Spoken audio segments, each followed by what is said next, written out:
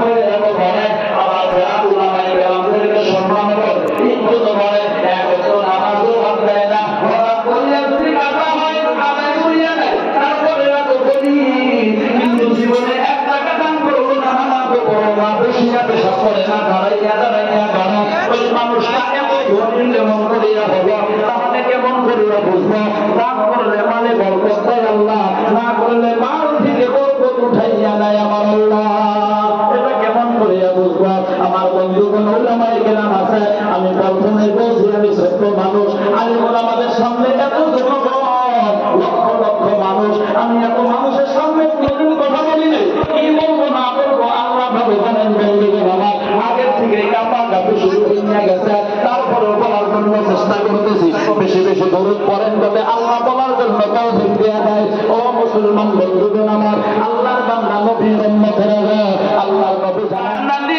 আল্লাহ তাদেরকে জান্নাতের মধ্যে পাঠাইয়া দিবেন আর যারা জাহান্নামী হবে গো আল্লাহ তাদেরকে জাহান্নামের মধ্যে পাঠাইয়া দিবেন বন্ধু এবার যারা জান্নাতি কিছু সংখ্যক জান্নাতীরা দেখবে আমিও জান্নাতি আমার সঙ্গে অমুকও জান্নাতি কিন্তু আমার জান্নাতের মধ্যে লক্ষ লক্ষ খেজুর গাছ দেখি অমুকের জান্নাতের মধ্যে কেন একটা খেজুর গাছ নাই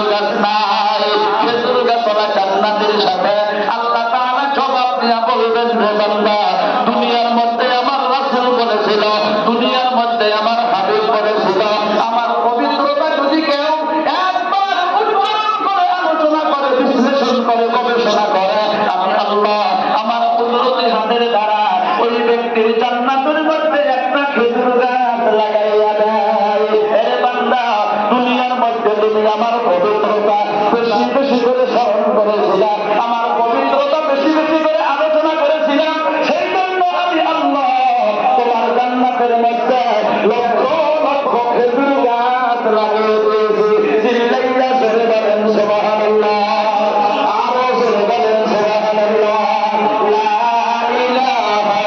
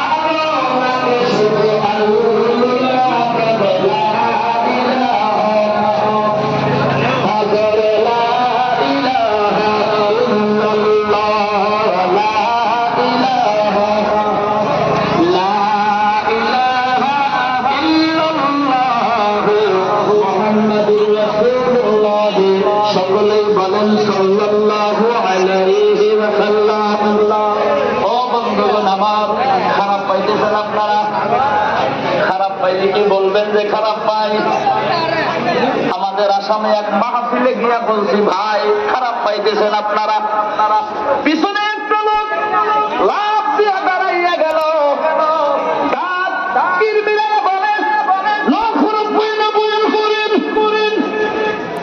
আমি মনে মনে মনে ভাবলাম লোকটা তো ভালো খারাপ পাইতেছে দেখি গো। পরে ভালো করিয়া খবর নিয়ে দেখলাম মানুষটা তার বাড়িতে তার স্ত্রীর সাথে রাগারাগি করে ধর্ম সভায় এসেছে। বাড়িতে তো পারেই না, মাহফিলে আসলে আমার সাথে রাগ করে। এবার রাগারাগি আছে ভাই, এ কথা বলেন রাগারাগি আছে গো। তাহলে চিল্লাইয়া করে বলেন সুবহানাল্লাহ। অনেকেই সুবহানাল্লাহ বলে নাই, উপরে বসেছি তো নিচে দেখা যায়। আর একবার সুবহানাল্লাহ বলবেন আর লক্ষ্য করবে আপনার নিকটে যেই ব্যক্তি বসে আছে তিনি সুবহানাল্লাহ বলে কি বলে না। যদি না বলে মনে করবেন তার বাড়িতেই বন্ধুগণ একবার চিল্লাইয়া করে বলেন সুবহানাল্লাহ। আল্লাহ কবুল করেন করে বলেন আমার বন্ধুগণ। তাহলে এবার জোরে বলেন সুবহানাল্লাহ বলাই লাভ না লোকসান? আরো জোরে বলেন লাভ না লোকসান? আমরা সকলেই জোরে জোরে বলবো, বলেন ইনশাআল্লাহ। ইনশাআল্লাহ নাই ভাবতেছেন হুজুর বোধহয় এখন কালেকশন চাই নাকি? আবার কালেকশন তো চাওয়াই লাগবে, কারণ ছেলে মেয়ে যদি না কান্দে মায়ে কিন্তু দুধ খাওয়ায় না। খাওয়ায় না কথা বলেন, খাওয়ায় খাওয়ায় না। হুজুররা যদি টাকা না চাইব, অনেক মানুষ আছে টাকাও দিতে চায়, কথা বলেন না চাইব। ত্রিপুরার খবর আমি জানি না, আসামের খবর আলিমুল আমার যদি 100 দিন গর্দাপান খায়, গর্দাপান পর্যন্ত 100 দিন গর্দাপান খায়।